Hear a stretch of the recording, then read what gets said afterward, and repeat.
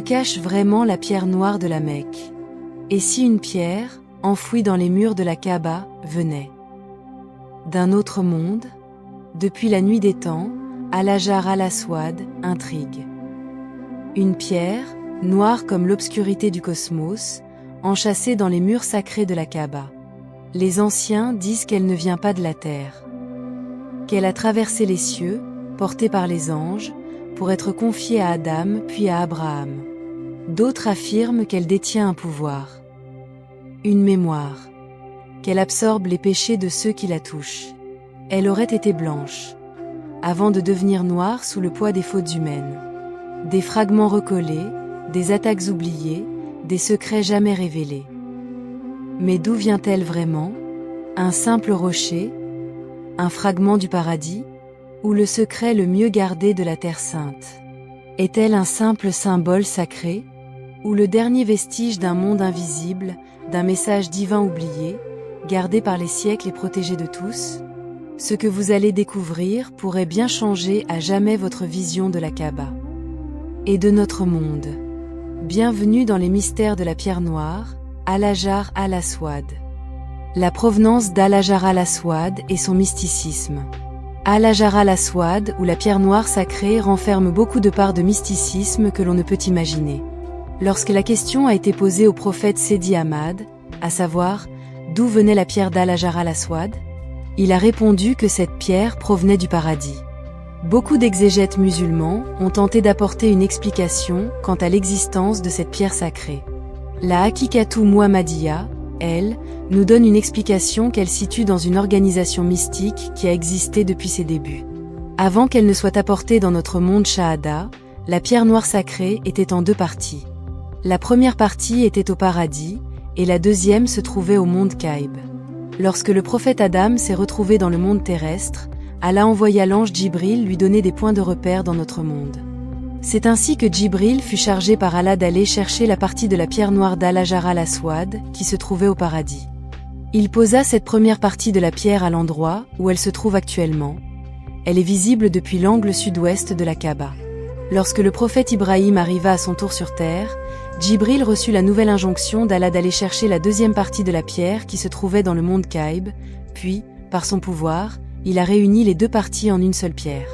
C'est cette réalité qui fait que les mystiques dotés d'un pouvoir spirituel peuvent entrer dans la pierre et s'apercevoir qu'il y a une salle renfermant toutes sortes de végétation pouvant servir à l'accueil et à la restauration des gens du paradis.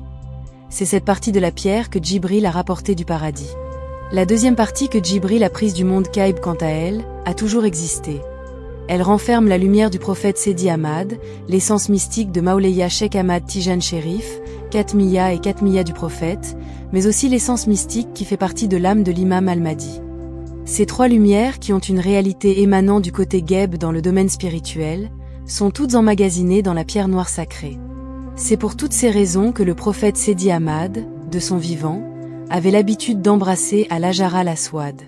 S'il ne s'agissait que d'une pierre quelconque, il faut savoir que l'islam interdit formellement l'idolâtrie. C'est pour la réalité que renferme la pierre que le prophète avait dit à ses compagnons que Al-Hajar al-Aswad est la main droite d'Allah et qu'embrasser la pierre noire sacrée revenait à embrasser la main droite de Dieu. Certains ont affirmé que la pierre noire sacrée était en réalité blanche à ses origines et que c'est à force d'absorber les péchés des humains qu'elle en est devenue toute noire.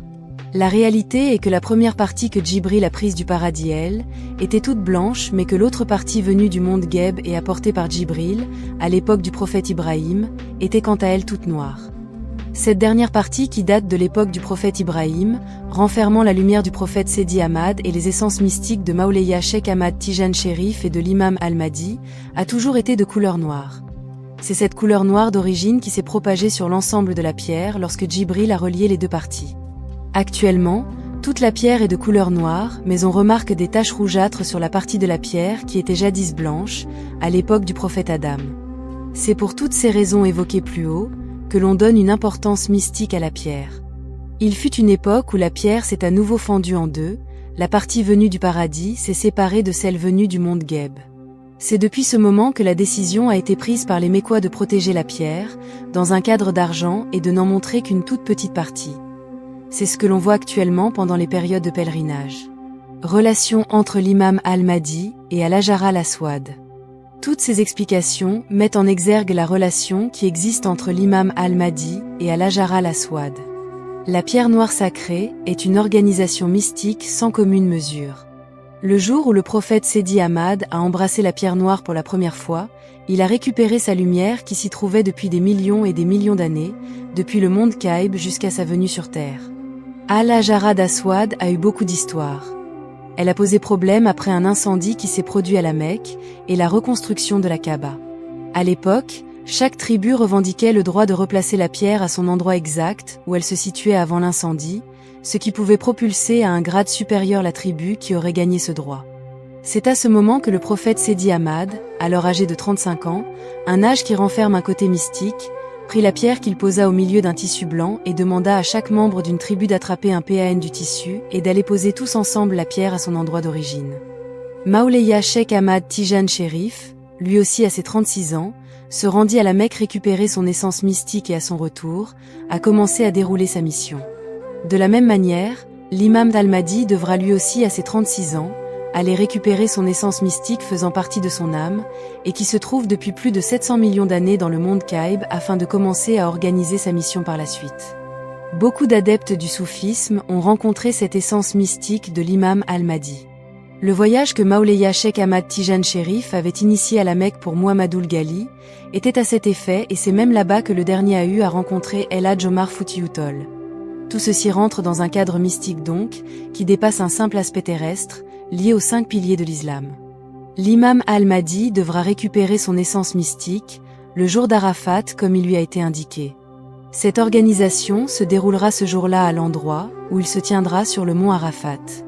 Des anges accompagneront une lumière venue de l'intérieur d'Al-Hajar al-Aswad, renfermant l'essence mystique de l'âme de l'imam al-Mahdi et l'introduiront en lui. Ce qui est contraire à ce que beaucoup pensent, comme quoi l'essence mystique de l'imam al-Mahdi sortira de la pierre noire elle-même et viendra s'introduire dans le physique du saint homme une fois que ce dernier verra Al-Hajar al-Aswad. L'autre réalité qui se cache dans la récupération de son essence mystique, c'est que Qadir, que la plupart des savants considèrent comme un saint, est en vérité lui aussi une essence mystique ambulante. Il a continué à parcourir les milieux mystiques des tenants de la Hakika, bien après sa rencontre avec le prophète Moïse. Qadir, qui puise sa science de l'ilmul ladanoui, a une place dans Hajar al-Aswad. Le jour d'Arafat, lui aussi Qadir, pénétrera dans Hajar al-Aswad pour fondre et devenir une lumière que les anges prendront en même temps que l'essence mystique de l'imam al-Mahdi pour les introduire dans l'âme de ce dernier. Qadir continuera donc de vivre dans l'âme de l'imam al-Mahdi et sa vie prendra fin en même temps que celle de ce dernier. Relation mystique entre Al-Hajar al-Aswad et la Kaaba. Pour ce qui concerne le côté mystique qui lie Al-Hajar al-Aswad et la Kaaba, il faut savoir que la Kaaba dégage 2 énergies différentes qui sont des lumières. Parmi ces 2 énergies, l'une provient de la partie d'Al-Hajar al-Aswad qui se trouvait dans le monde Gheb et l'autre, de la partie qui se trouvait au paradis. À part ces 2 énergies qui proviennent d'Al-Hajar al-Aswad, il en existe une autre encore et qui est une lumière elle aussi, mais qui provient de Beit Mamour. Beit Mamour surplombe directement la Kaaba et se trouve dans le monde Gheb. La lumière qui vient de Beit Mamour recouvre la Kaaba et continue son parcours en infiltrant les différentes terres et termine son parcours jusqu'à atteindre Nun, le poisson qui supporte les 7 terres. Dans une vision mystique, que les saints dotés de pouvoir peuvent avoir, cette énergie venue de Beit Mamour ressemble à de l'eau que l'on verse sur la Kaaba. Cette énergie provenant de Beit Mamour et qui descend vers Nun rencontre les 2 autres énergies que dégage Al-Hajar al-Aswad et dont l'une vient du côté Kaïb et l'autre du paradis, qui montent à leur tour vers Beit Mamour. C'est pour cette raison que les oiseaux et même les autres animaux meurent, si par malchance ils rencontrent ces énergies, ce qui n'est pas le cas de l'homme qui peut résister à la puissance de ces énergies parce qu'Allah, par sa grâce, l'a façonné de sorte qu'il ne subisse aucun désagrément à la rencontre de ces lumières. La rencontre de ces 3 énergies est aussi dangereuse pour notre technologie actuelle comme les avions, les drones de surveillance et ceci peut être vérifié auprès des personnes qui sont chargées de la surveillance aérienne au niveau de Majidi Laram. Leurs drones sont brouillés par cette énergie lorsqu'ils survolent cet endroit et leur capacité technique diminue. Cette baisse de capacité liée à la technologie des drones justement à cet endroit est due à un autre phénomène mystique qui est que la Kaaba dégage aussi un son qui entre en interférence avec les drones, c'est ce qui perturbe ces appareils au point que leur capacité technique de transmission sonore et d'image baisse. Ce son que dégage la Kaaba est une énergie qui vient de Hajar al-Aswad. Toute cette organisation qui entoure la Kaaba et Al-Hajar al-Aswad relève d'un côté mystique qui n'est pas accessible à tout le monde et qui est commun à tout lieu sacré. Merci pour votre attention et à bientôt sur votre chaîne, Les Causeries en français du Mahdi.